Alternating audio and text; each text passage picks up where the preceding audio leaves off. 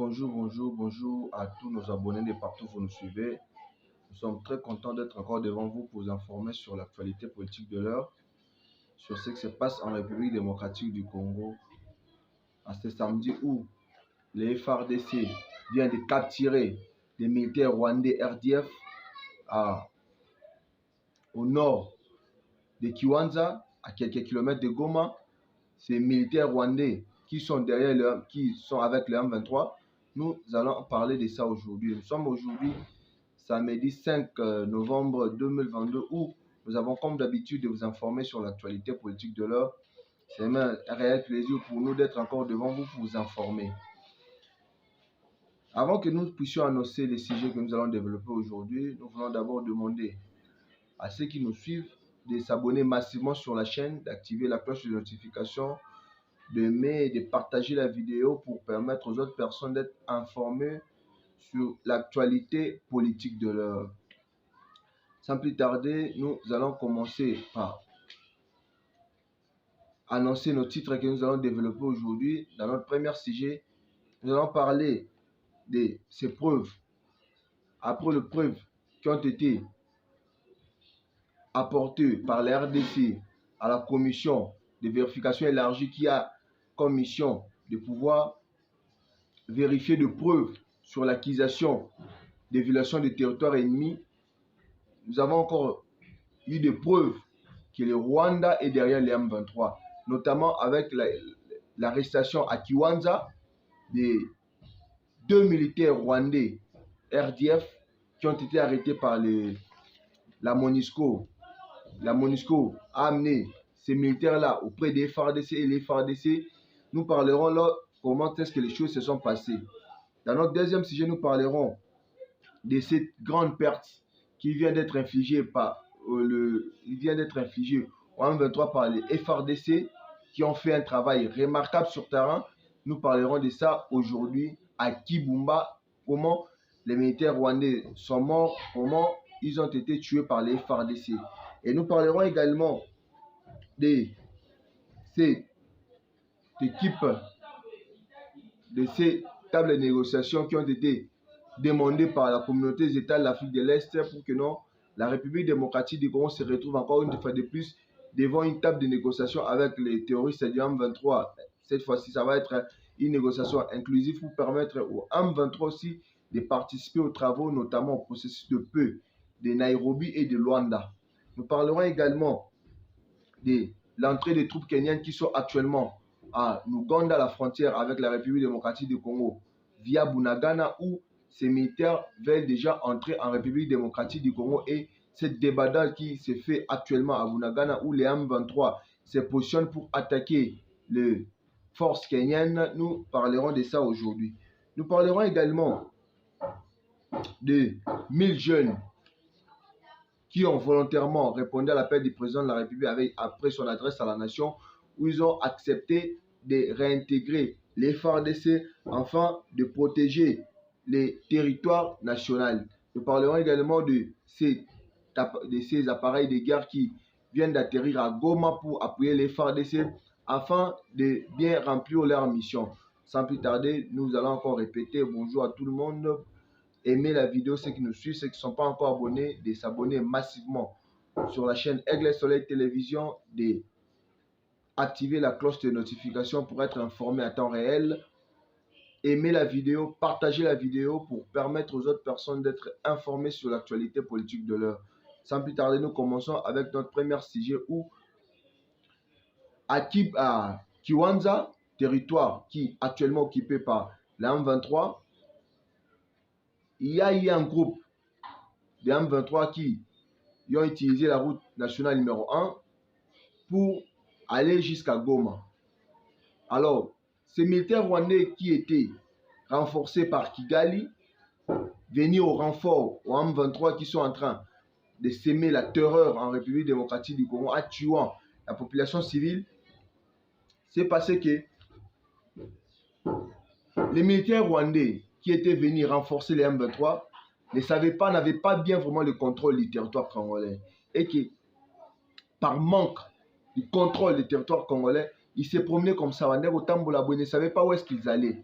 Et ça fait que c'était au nombre de 10 militaires et la MONUSCO, dans ses patrouilles, a pu mettre la main sur 2 militaires RDF en tenue, RDF armée rwandaise, et les 2 militaires ont clairement dit que non, ce sont des militaires rwandais, ils sont envoyés pour renforcer les M23 afin de prendre Goma, parce que cette fois-ci, le Rwanda dit que non, ils vont renforcer les M23 en nombre et en matériel pour permettre à ce que l'ennemi puisse récupérer Goma afin d'imposer Kinshasa aux négociations. Alors ces militaires rwandais qui se promenaient, qui ne savaient pas où est-ce qu'ils allaient, la MONUSCO a pu mettre la main sur ces militaires rwandais et ils les ont remis entre les mains des FARDC. Actuellement, les 2 militaires rwandais sont actuellement entre les mains des FARDC. Ils sont déjà envoyés à Goma, chef-lieu de la province du Nord Kivu, où ils vont être auditionnés par les services compétents et ils vont encore ils vont connaître la visite du gouverneur militaire Constant Ndima qui va leur poser des questions par rapport à ce qu'ils comptent faire à l'est de la République, notamment à Goma, parce que ce sont des militaires de l'armée, des forces de défense rwandaises, c'est-à-dire des unités spéciales de l'armée du Rwanda qui sont en renfort au M23. Ça prouve aussi que non, d'après ce que la République démocratique du Congo a accusé au Rwanda, que non, le Rwanda est derrière le M23.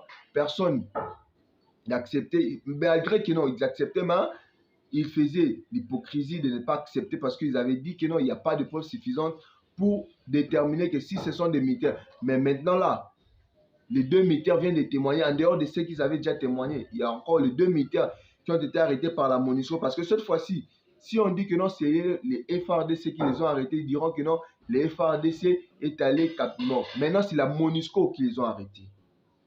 MONUSCO de Mutakangi Bango et MONUSCO a Memi Bango qui représenté Bango dans Maboko. Il y a FARDC et actuellement les 2 militaires rwandais basés dans Maboko à FARDC. Ce ne sont pas les FARDC qui les ont arrêtés, c'est la MONUSCO. Alors cette fois-ci, si le Rwanda va réfuter ce preuve-là, c'est-à-dire c'est face à la MONUSCO qu'ils vont débattre. Parce que ce n'est plus la République démocratique du Congo. Les 2 militaires ont été arrêtés par la MONUSCO, par les unités spéciales de la MONUSCO. À travers leur patrouille, ils ont pu mettre la main sur ces 2 militaires rwandais.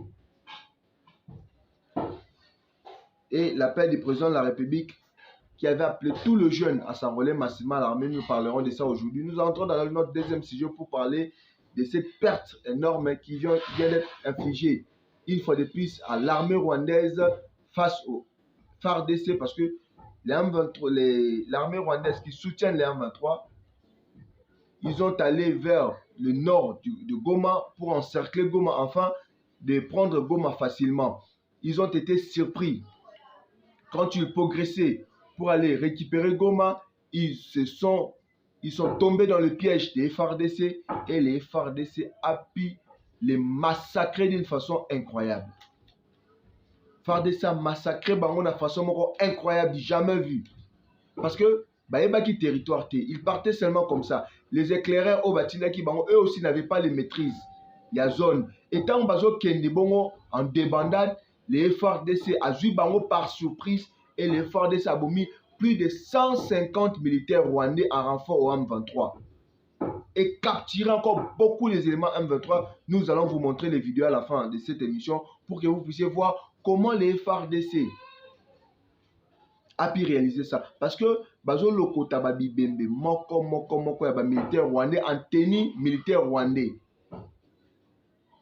avec des armes de l'armée rwandaise. Tout ça, ce ne sont pas seulement de preuves. Qu'est-ce que nous devons encore prouver que non, les M23, la guerre nous imposée par les M23, c'est une guerre par procuration, faite par le Rwanda. Et aujourd'hui, nous avons vu que les M23, soutenus par le Rwanda, ils ont été massacrés à Kibumba, parce que Kibumba, c'est le nord, c'est au nord de Goma. Ils voulaient encercler. Les autres vont utiliser la route nationale numéro 2 qui vient de Goma à Rutshuru. Les autres vont aller vers Kibumba pour encercler Goma afin que Goma puisse tomber entre leurs mains. Enfin, notamment dans leur idée d'imposer à Kinshasa un dialogue, une négociation. Pendant que Kinshasa avait déjà refusé, il a dit que non, nous n'allons plus négocier avec l'ennemi. Nous n'avons plus le temps de négocier avec l'ennemi.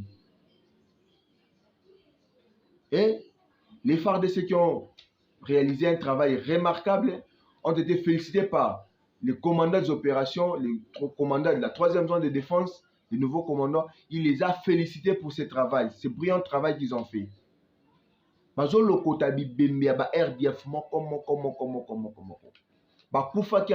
Et il y a un rôle de militaires. Nous allons vous montrer dans les images. Des militaires rwandais morts en République démocratique du Congo. Qu'est-ce qu'ils sont venus faire ici? Pendant que nous ne sommes pas encore en guerre contre le Rwanda. Qu'est-ce qu'ils sont venus faire ici? À 40 km du chef-lieu de la grande province du Nord Kivu.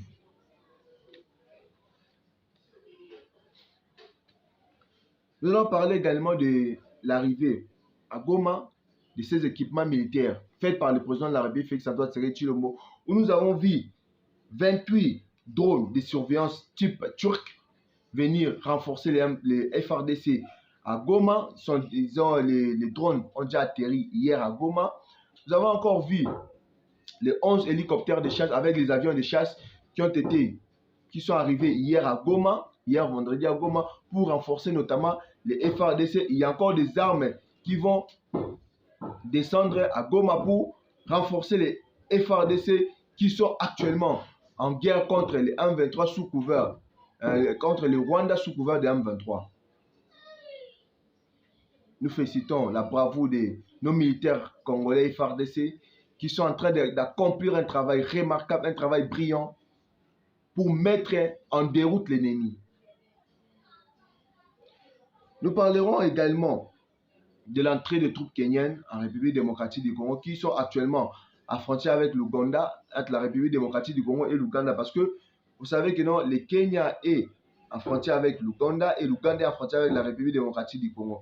Alors, pour que le Kenya arrive en RDC, le Kenya va passer d'abord par l'Ouganda, l'Ouganda en frontière avec la République démocratique du Congo, notamment à Bunagana, parce que selon ce qui a été dit à la communauté des États de l'Afrique de l'Est, les troupes kenyanes vont entrer par Ouganda via Bunagana pour entrer en République démocratique du Congo. Alors, actuellement, où nous vous parlons, il y a une vive tension à Bunagana où les M23 soutenus par le Rwanda sont stationnés actuellement à la frontière avec l'Ouganda pour empêcher à ce que les forces kenyanes entrent en République démocratique du Congo. Pendant que nous avons vu, il y a 2 jours passés, où le président William Ruto, le nouveau président kenyan, est allé lui-même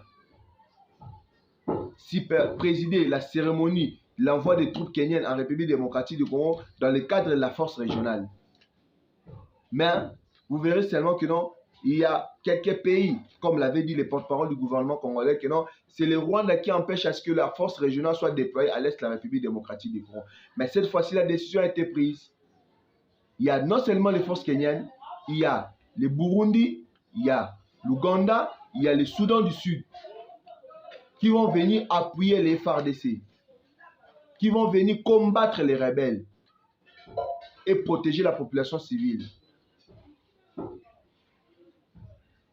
Alors nous allons encore parler de ces relances de pourparlers de Nairobi et de Kenya, où déjà ce 16 ici novembre, il y aura reprise des négociations autour d'une table. Cette fois-ci, la communauté des États de l'Afrique de l'Est, qui est actuellement présidée par le président Evariste Ndayishimiye et le président burundais, a pu demander que cette fois-ci, autour d'une table, il faut que ce soit de pourparlers inclusifs pour permettre même les M23 qui ont été écartés par rapport à leur reprise de l'attaque au FARDC, qui puissent aussi être là, afin que non, une solution idoine puisse être trouvée. Alors les M23, ils vont être sur une table de négociation avec les FARDC, avec le gouvernement congolais, chose que le président de la République, Félix-Antoine Tshisekedi a refusé. Il a dit que non, nous n'avons plus le temps de négocier avec les rebelles. Soit ils déposent des armes par leur propre volonté, soit nous ferons par la force qu'ils puissent déposer les armes. Parce qu'on ne comprend plus rien. Beaucoup de pays là, occidentaux, nous imposent à ce que nous puissions être dans une table de négociation avec les rebelles M23. Parce que nous savons que dans cette guerre qui nous a été imposée, c'est par procuration faite par le Rwanda. C'est le Rwanda qui est derrière. C'est le Rwanda qui a besoin que le même qu'il puisse continuer à contrôler l'armée congolaise en infiltrant ces éléments au sein de FARDC. Et lorsque le Rwanda a besoin que nous puissions encore se retrouver dans une table de négociation avec les M23, avec quelle idée que non, les mixages là qu'ils ont fait en 2003 puissent encore se répéter actuellement au sein des FARDC. Que les mêmes combattants M23 avec le même grade, avec la même fonction, même position qu'ils ont, qui puissent être réintégrés au sein des FARDC. Ça, ce n'est pas une solution. Et la solution, c'est ce que le président de la République, Félix Antoine Tshisekedi Tshilombo, a proposé. C'est soit ils déposent les armes, pas leur propre volonté, soit ils vont déposer ça par la force. Parce qu'on ne peut plus continuer à accepter ce que les rebelles, autrefois châtiés, autrefois délogés et envoyés dans leur lieu de camp, en attendant l'aboutissement pour leur intégration et leur désarmement, puissent encore revenir et que dans le même gouvernement, à Tchaki Bango, à déloger Tchaki Bango, basons sur la table de négociation pour négocier quoi? Ça n'a pas de sens. Et beaucoup de pays là ont ouvertement cité le Rwanda, d'être derrière le M23. Le fait de citer, ça ne suffit pas. Il faut aussi des sanctions pour que le Rwanda puisse arrêter de continuer à soutenir le M23 qui déstabilise un autre pays, la République démocratique du Congo. Les États-Unis ont condamné, la France a condamné, la Belgique a cité le Rwanda. Les États-Unis ont cité le Rwanda. Le groupe parlementaire du Sénat américain ont pu citer le Rwanda d'être derrière le M23. Le seul fait de citer le Rwanda, ça ne suffit pas. Il faut aussi des sanctions pour que le Rwanda arrête de soutenir logistiquement les M23. Et dans notre dernier sujet, nous parlerons de ces jeunes de Goma qui ont pris, après l'appel du président de la République, ils ont pris un ferme engagement d'intégrer les FARDC afin de défendre l'intégrité territoriale de la République démocratique du Congo. Ces jeunes sont au nombre de 1000 jeunes, femmes et hommes, garçons et filles. Ils ont accepté d'intégrer les FARDC afin de défendre l'intégrité territoriale de la République démocratique du Congo. Ils ont été là par cette bonne volonté. Ils ont même commencé à faire des exercices physiques en attendant que l'armée congolaise puisse mettre les centres de recrutement. Ils ont déjà eux-mêmes commencé pour montrer à la face du monde cette volonté que nous avons pour défendre la République démocratique. Cette volonté que nous avons pour défendre la République, pour défendre la mère patrie que nous avons, le seul pays que nous avons. Et ce jeune, si ça ne se limite pas seulement à Goma, nous voulons que cela puisse aussi s'étendre dans d'autres provinces, notamment à Kinshasa, au Kasaï, partout. Nous voulons que les jeunes puissent s'enrôler massivement à l'armée, afin que nous puissions consolider nos forces et mettre l'ennemi de côté, et mettre l'ennemi en déroute. Parce que ce qui se passe actuellement en République démocratique du Congo, nous sommes dans notre dernier virage. Et si aujourd'hui, la République démocratique du Congo, via son gouvernement, a accepté d'intégrer les combattants M23 au sein des FARDC, sachez-le très bien que c'est la fin de la République démocratique du Congo. Et la République démocratique du Congo n'aura plus jamais de paix. Alors la seule chose à faire actuellement, c'est de combattre le Rwanda. Et nous voulons que le jeune puisse s'enrôler massivement à l'armée afin que ces Rwandais puissent être une fois pour toutes de côté, afin qu'ils ne puissent plus déranger la République démocratique du Congo. Parce que si aujourd'hui nous acceptons des dialogues, combien de fois nous avons dialogué avec l'ennemi, avec le Rwanda? Le président Tshisekedi, par sa bonne foi, a pu signer des coopérations avec le Rwanda. Ça a abouti à quoi? Les Rwandais venaient nous poignarder dans le dos. Alors le Rwanda, il faut seulement que qu'il puisse se taire de façon militaire, par les armes. Que la peur quitte nos âmes et que Dieu bénisse la République démocratique du Congo. Merci.